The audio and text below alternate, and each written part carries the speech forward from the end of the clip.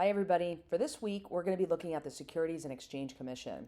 I have the website for the SEC up here on the screen. There's one exercise that I would like you to do this week, and it's going to be to explore the SEC website and report back to the group through the discussion board something interesting that you found that you didn't know before about the SEC. Let's just look at these icons here, right?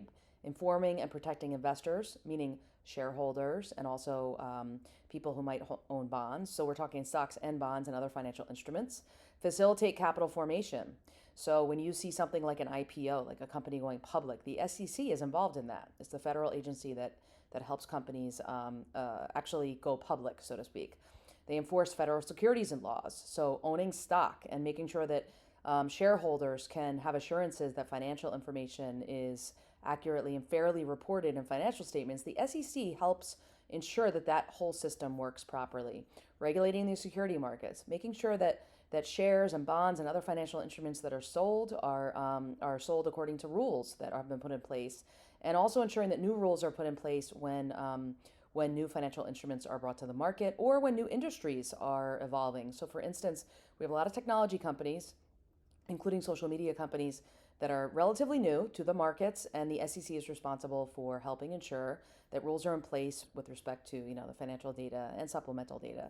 And also great resource for public data. I'm going to get into that in a second. So this is just from the homepage, chock full of information. And I think a couple things that I want to point out to you that might be interesting to you as accounting majors is, number one, the careers. Check out the different types of careers that you can have at the SEC. This is a government agency, so you can work for the government. And the SEC does hire accountants. So I want you guys to check out this page. The other thing I want you to look at is securities laws. I want to point out two things. Securities Act of 1933, Securities Act of 1934, and some of these other acts. These are actually tested on the CPA exam. These are the laws that put the SEC into place, okay, that actually created the SEC, 1933 Act.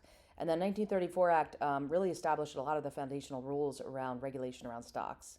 Finally, let me go through the EDGAR search database. So let me click here. EDGAR. What does EDGAR stand for? EDGAR stands for the Electronic Data Gathering, Analysis, and Retrieval System. Easily called EDGAR, and there's no need for you to remember the rest of this stuff. What's really cool about EDGAR is you can come into the Securities and Exchange Commission and put your cursor into this top right search box, and you can look for any company that you find interesting, and you can actually go straight to their financial statements. To find its 10K for the latest year. Now you're going to find the 10K on the right side of the screen here, and so you notice for Amazon, I've got the 10K here. Now the 10K is going to be the annual report. The 10Q is going to be the quarterly reports. So what I want you to do is look for the 10K, open it up, and then I want you to take a look at the company that you have searched for. Now, ideally, it's a company that you do have some interest in, whether it's Amazon, Facebook, Nike. Choose any public company. Make sure it's something that you're actually interested in. If you're on a Mac, you can do Command and then the plus sign, and that will make this whole screen get a little bit bigger for you and make it less kind of distant. If I do Command dash, it makes it smaller. So I just want to point that out because this is a text, an HTML text screen. So having these keyboard shortcuts might be helpful. A very real world document, and I want you to be somewhat familiar with it. And I want you to kind of take your time with it, look at the table of contents, because this is a great place to start to get familiar with the 10K. You'll see that there is an upfront business overview. Check out your business. So I'm going to just click on this here, and you'll see the company is required to provide all of this information. So they have to, per the SEC rules, provide information around, who is this company, who do they serve, who are their customers, who are their sellers, and lots of information. Now, you guys have a familiarity with a company like Amazon because you're customers, because you might read about Amazon in the news.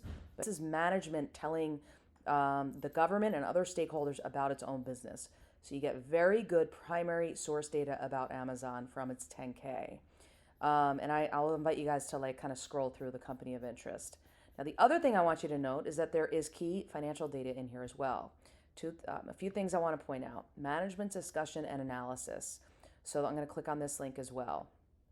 This is a required piece of the financial statement that the management the management of the company is required to provide to give an overview and sort of like context of the financial statements, meaning balance sheet, income statement, etc.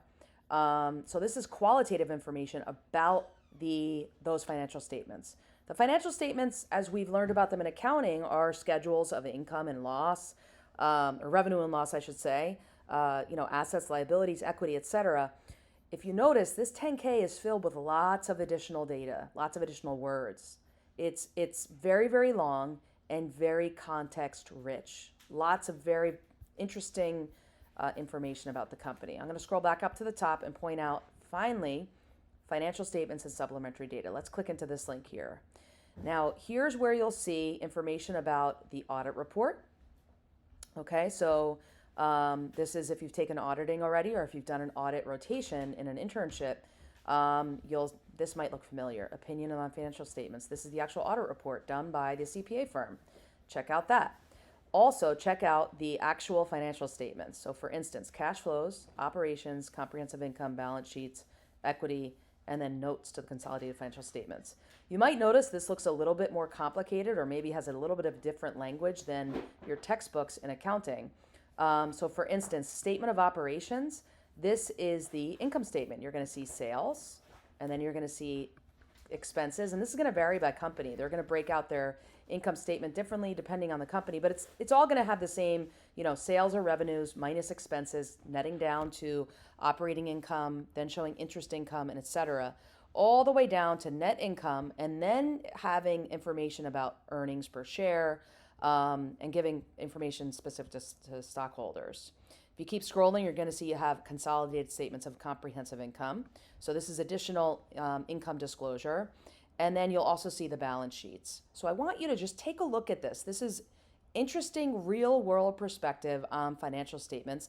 And it's complicated. And it will look more complicated than possibly what you've been used to seeing in your textbooks. But it's good to have this view. This is a document that you would use if Amazon was, for instance, a client at for tax purposes at a CPA firm, if you work for one of the big four, like EY, as we saw up front. Finally, notes to the financial statements. So if I go back up to this section here, I want to point out notes to consolidated financial statements. The notes are a hugely important part of the 10K. There's context about all the line items within the financials disclosures. You're going to have now context about all of those disclosures. So for instance, earnings per share, you get information, paragraphs upon paragraphs of information about revenue. So for instance, let's take a look at this. Revenue, for Amazon, they have retail sale, third-party seller services, subscription services, and so on.